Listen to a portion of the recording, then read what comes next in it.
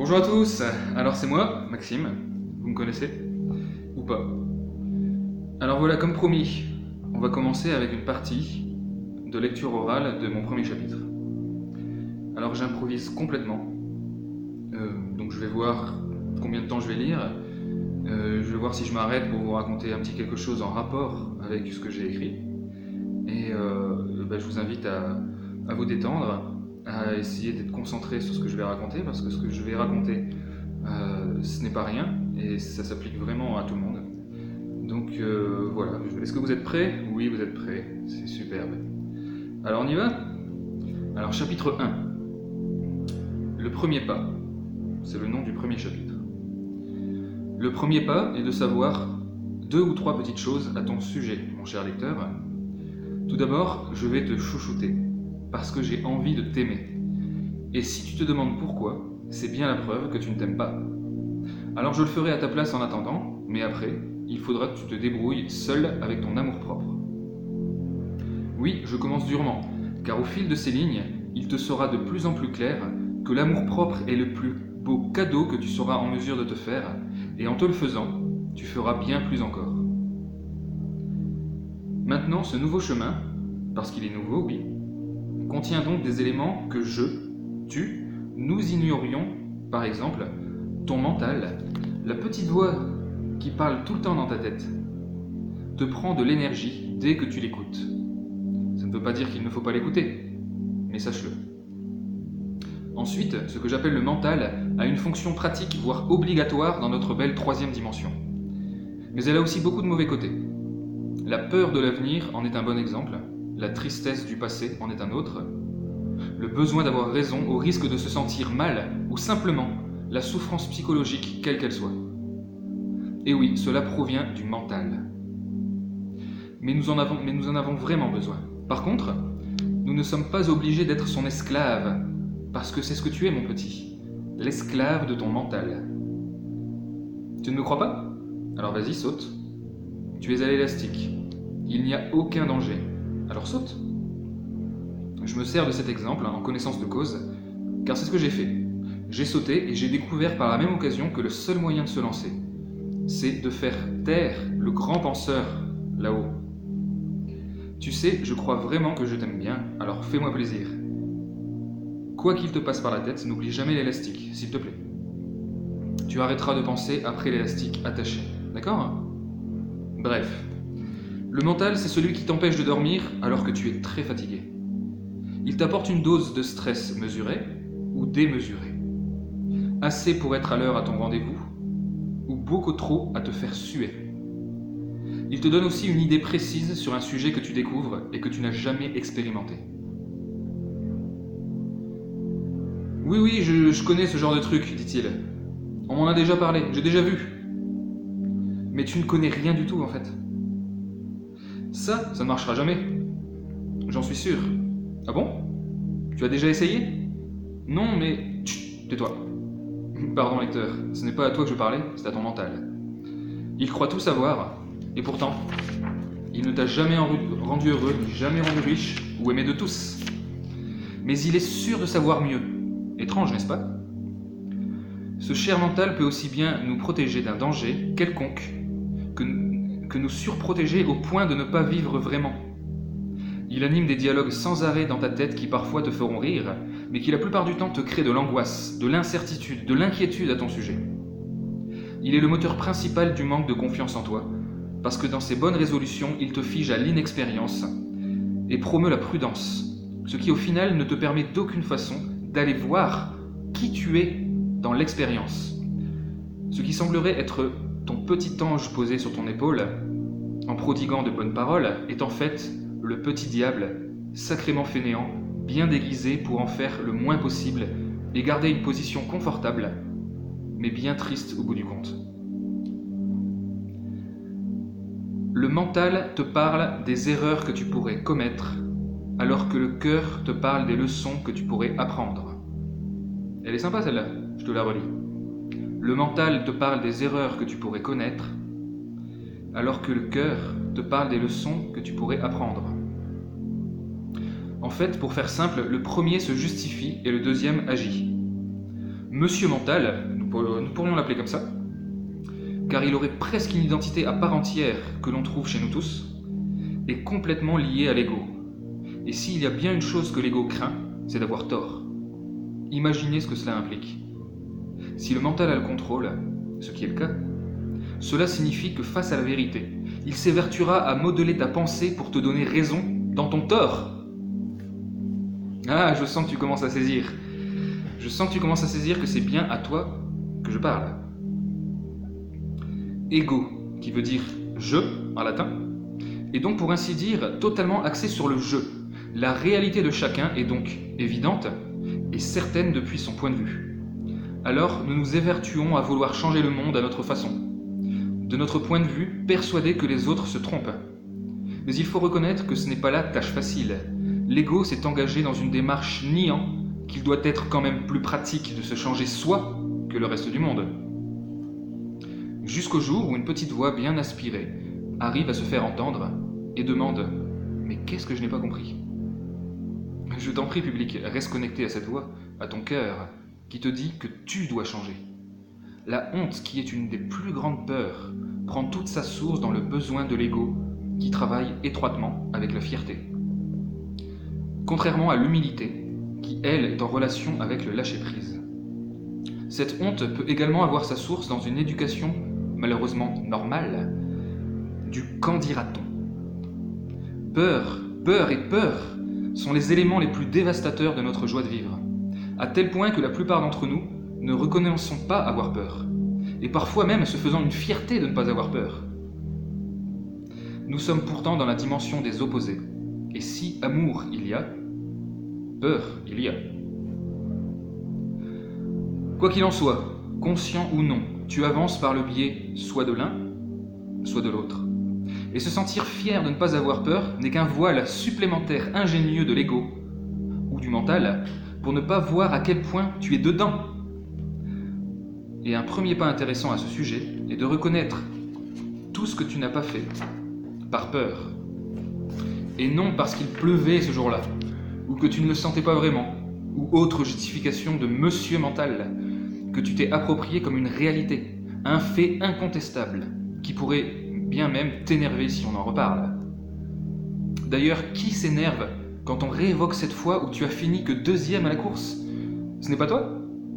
C'est ta fierté qui est liée à ton ego, lui-même directement en relation avec ton mental. Peut-être ne t'énerveras-tu pas? Soit. Mais n'as-tu jamais essayé de le justifier? Essaye quelque chose pour changer. Le ou les autres étaient meilleurs que moi. Oui, et point. Tout ceci peut finalement paraître bénin, certes. Alors laisse-moi te rappeler les centaines de fois où tu as agi comme ça, et que tu ne t'es pas senti bien de ce fait. Changement de conversation oblige, à ce moment-là, pour noyer le poisson. Le mental, c'est celui qui ment là, celui qui te donne les outils pour garder bonne figure. Et à cause de cela, tu es dans le même cercle infernal de la répétition de schémas puérils. Toute bonne volonté, aussi présente soit-elle, ce dernier te ferait abandonner pour être sûr de ne pas échouer. Quand bien même ça n'aurait pas été le cas, il t'enlève le droit à la persévérance, facteur numéro 1 du succès. Nombreux sont les grands esprits intelligents et finalement pauvres, contre beaucoup de gens quasi analphabètes qui ont fait une certaine richesse. Mais peu importe, ton mental trouvera bien une explication. Tu as une petite idée de ce qu'est le mental maintenant. Il faut que tu saches une chose très très importante. Tu n'es pas tes pensées. Tu es ce que tu as envie d'être. Pour être plus précis, tu es la somme de toutes les pensées sur lesquelles tu as le plus focalisé. Mais rien ne t'empêche, à part toi-même, dès aujourd'hui, à focaliser sur autre chose. Et libre à toi d'ignorer simplement les pensées négatives que tu as au sujet de ce que tu penses de toi-même, ou de ce qui adviendra. Libre à toi d'expérimenter plutôt que de juger. Oui, c'est le métier préféré de ton mental, le jugement. Passons donc maintenant au cœur. Non, pas l'organe. L'autre, appelle-le comme tu veux. L'amour qui est en toi, le chakra, le vrai toi, l'être dans l'instant présent. Cela ressemble fort à de simples mots. Mais dès que tu en feras l'expérience, tu sauras. Mieux, tu seras. Après tout, on est là pour ça. Alors commençons mon biquet. Alors commençons.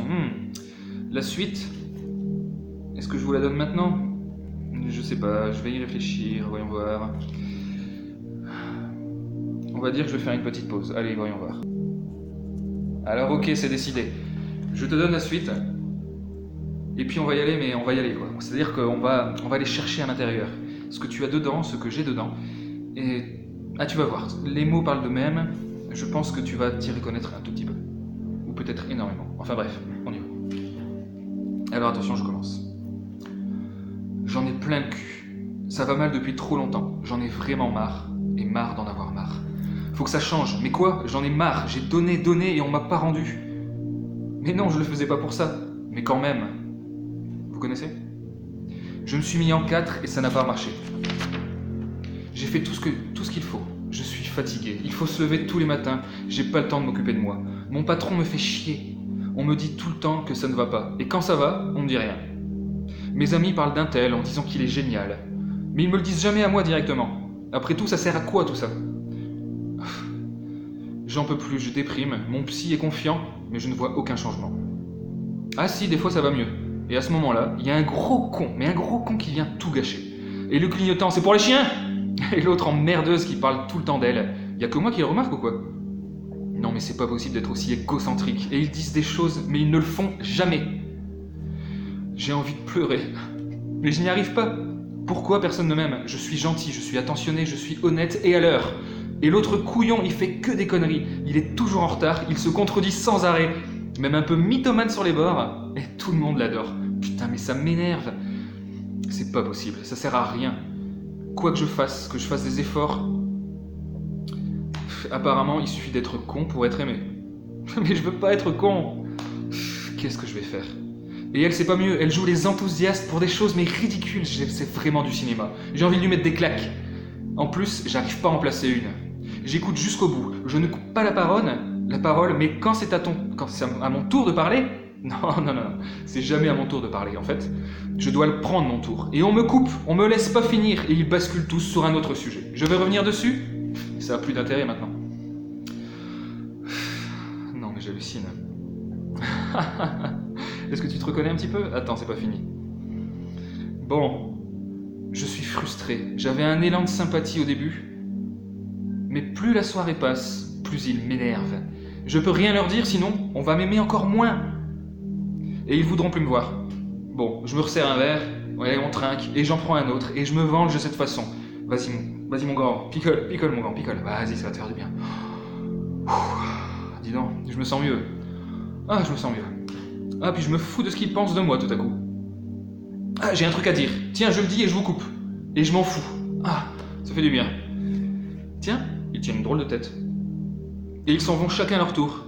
Mais enfin, restez les amis. On commençait à peine à s'amuser. Oh, ouais, c'est toujours pareil. Et encore frustré. Et j'en ai pas eu assez. Fait chier. Demain, y a personne.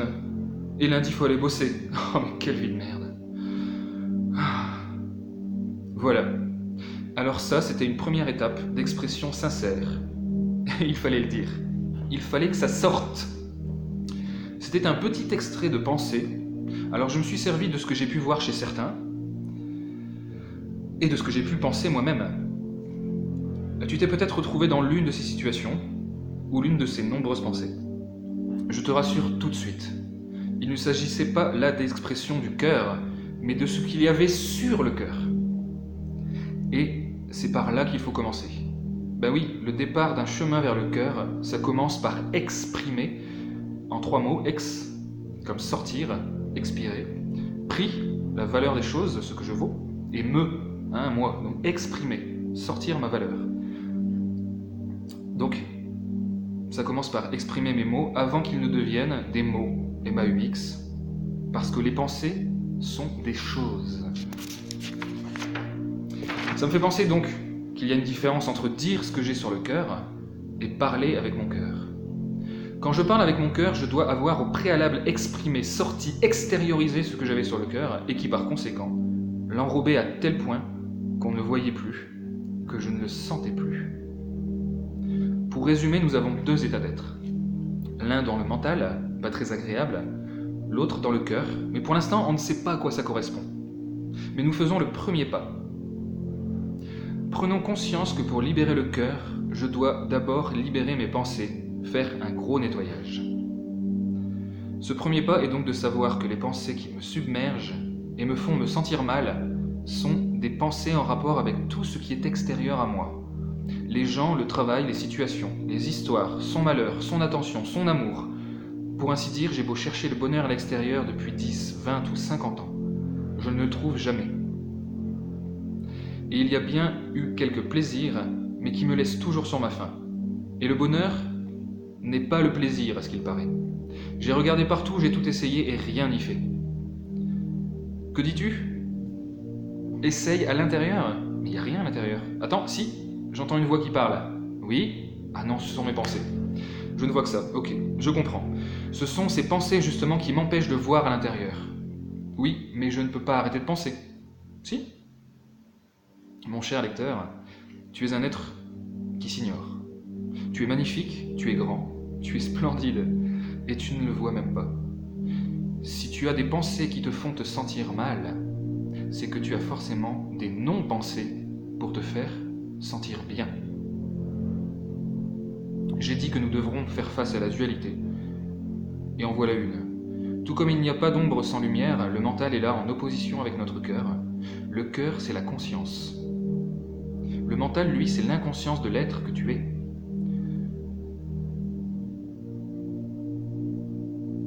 Alors, où en étais-je ? L'être que tu es, cerné et étouffé par le flot des mots du mental, qui fonctionne la plupart du temps sans effort, de façon autonome et par conséquent inconsciemment. Nouvelle découverte. Le conscient, la conscience de l'être, que je suis, est donc le moyen d'atteindre la joie. Et les gens heureux sont conscients de ce qu'ils sont. Et nous, malheureux, sommes dupés par le mental. Intéressant. Voilà un bon premier pas. Et ce n'est pas fini. On garde le reste pour la suite. Je te remercie public de m'avoir entendu. Et maintenant, pour te résumer un petit peu quelque chose que tu pourrais ressentir et que tu as déjà vécu, comment ces expériences, ces compréhensions sont arrivées jusqu'à moi ? Eh bien, il est arrivé un moment dans ma vie où je n'arrivais plus à dormir en paix, je ne récupérais plus.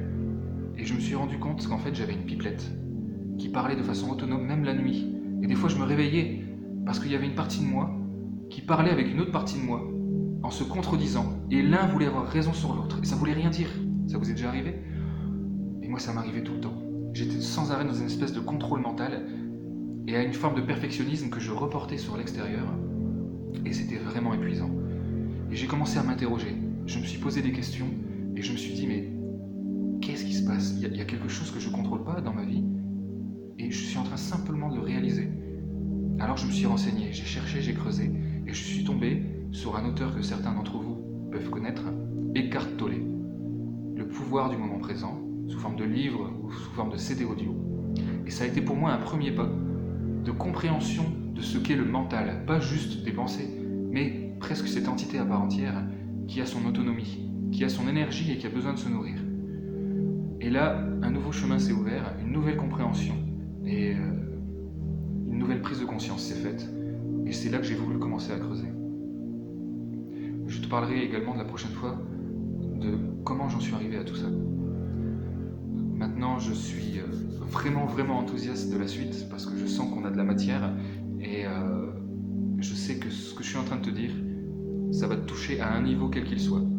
Peut-être que tu sais déjà tout ça, peut-être que tu es un expert dans la matière et quand bien même, je suis sûr que ça te donne des petites clés supplémentaires.